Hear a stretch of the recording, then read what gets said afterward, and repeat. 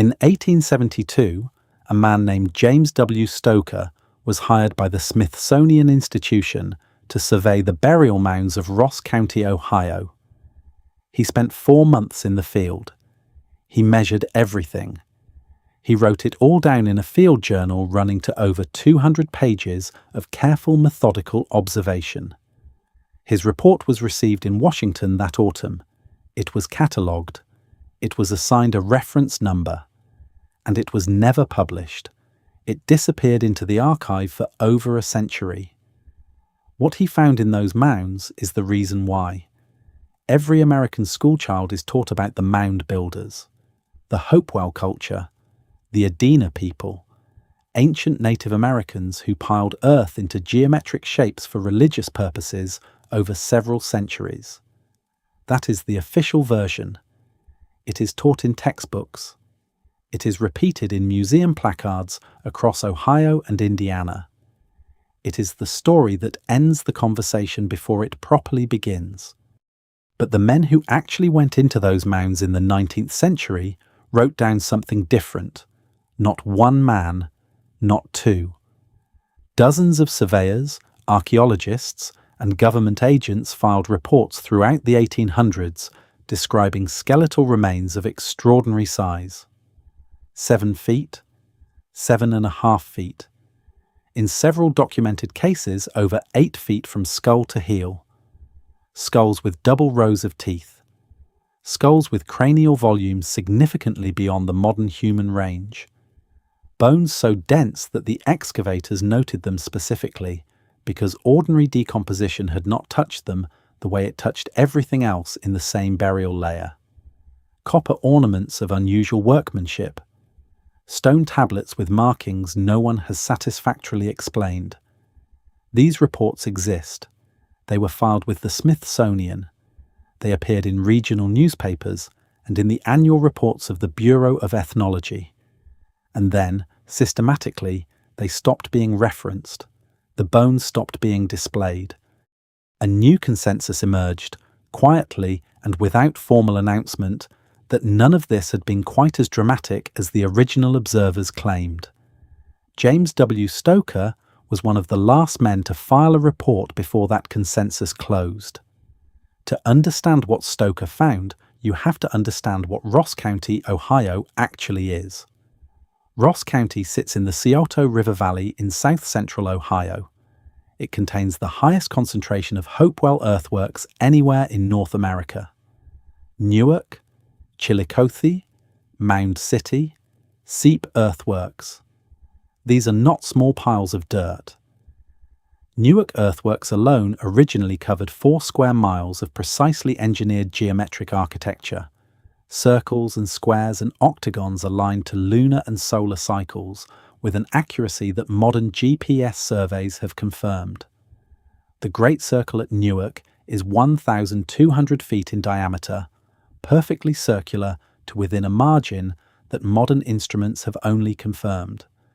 The octagon attached to it aligns to the 18.6-year lunar standstill cycle, meaning whoever designed it was tracking the moon's extreme positions across nearly 2 decades and encoding that information into the physical dimensions of an earthen structure covering hundreds of acres. This is not the work of a people with no writing and no mathematics. This is the work of a people who understood things we have not fully explained. Stoker knew this when he arrived. He was not a credulous man. He was a trained civil engineer with 15 years of professional experience. He did not believe in giants. He believed in measurements. And then he started measuring. The mound Stoker designated as Survey Point 7 in his field notes sat on a low ridge overlooking the Scioto River approximately 6 miles southwest of Chillicothe. Roughly conical, approximately 18 feet high, heavily overgrown. Local farmers had been avoiding it for decades, not out of superstition exactly, but out of a vague inherited sense that the ground there did not feel right. Stoker's crew opened the mound from the eastern face, standard practice. They worked carefully, documenting what they found at each depth.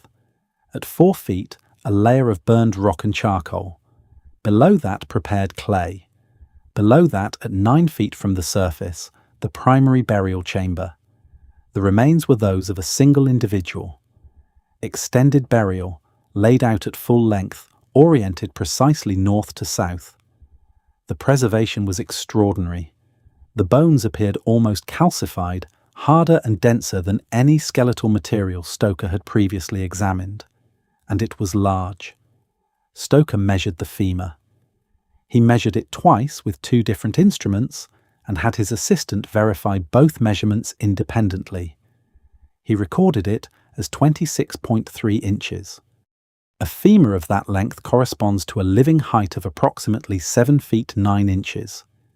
He measured the skull.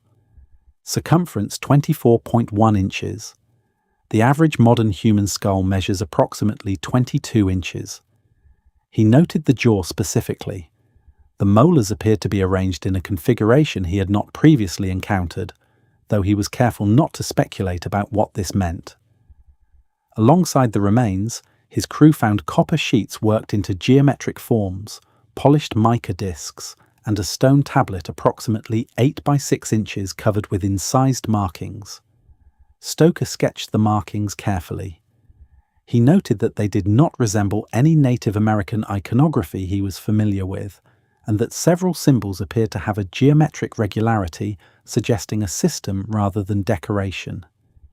He crated everything carefully. He labelled every crate with its survey point and depth. He shipped it all to Washington with his complete field report. That is the last documented record of those bones ever being seen by anyone outside the Smithsonian's storage system. The Smithsonian's response was not immediate dismissal. That is the detail that matters. They did not write back and tell him he had miscalculated. They did not send another surveyor to verify or contradict his measurements. They received the report. They logged it. They sent Stoker a brief acknowledgement letter confirming receipt. And then they moved on, and Stoker's findings moved into a silence that lasted for generations. The bones were assigned a storage location and never exhibited, never referenced in subsequent publications, never made available for independent examination. In 1894, the Smithsonian published its comprehensive report on the mound builder question, over 700 pages, citing hundreds of field surveys. It did not cite Stoker. His name does not appear in the index. His 200-page field journal, formally received and catalogued by the institution that commissioned it, is absent from the most comprehensive document that institution ever produced on the subject he had been sent to study. In 1971, a researcher named David Mariamont filed a Freedom of Information request for Stoker's original field notes. He received a response indicating the document existed but was unavailable due to its fragile condition. He was told he could request photographs. He submitted the request in writing. He followed up twice. He never received the photographs and never received an explanation for why they had not been produced. In 2019, an independent researcher located what appears to be a partial transcription of Stoker's notes in a private collection in Columbus, Ohio, copied by an unknown hand into a composition notebook sometime in the late 19th century. It covers approximately the first third of the original document. What it contains matches the account described in this video in every detail that can be cross-referenced. The original notes have not been located. The bones have not been located. The stone tablet has not been located. The question the alternative history community asks about cases like Stoker's is not simply whether the individual at survey point 7 was as large as the measurements indicated. The question is institutional. Why does a government scientific body receive a commissioned field report, catalogue it, and make it functionally inaccessible for 150 years while publishing a comprehensive account of that exact subject that omits it entirely? The Smithsonian was not a private organization protecting commercial interests. It operated under a public mandate to increase and diffuse knowledge. The findings Stoker submitted were not speculative. They were physical measurements taken by a trained professional using standard instruments. The decision not to publish, not to exhibit, not to reference, these were not accidents of bureaucratic disorder. They were choices. And the pattern of those choices, repeated across dozens of similar reports from the same period, suggests coordination rather than coincidence. The 19th century was the period during which the United States was constructing its foundational national narrative. A North America with evidence of a prior sophisticated civilization, one that built mathematically precise monumental architecture, that produced individuals of extraordinary physical characteristics, that left behind artifacts suggesting a coherent symbolic system, was a North America whose history did not begin cleanly with European arrival. The Smithsonian was the institution charged with managing the physical evidence of American prehistory at the exact moment when the story of that prehistory was being written. The findings that fit the required narrative were published. The findings that complicated it went into storage. Stoker's report did not ask political questions. He was a surveyor. He measured things and wrote them down. But his measurements pointed toward questions that someone in Washington had already decided not to ask. The report was buried. The bones went into storage. The mound at Survey Point 7 was partially destroyed during road construction in 1931. No archaeological survey was conducted beforehand. The County Road Commission's log notes only that construction on that section proceeded more slowly than expected due to unusual subsurface conditions.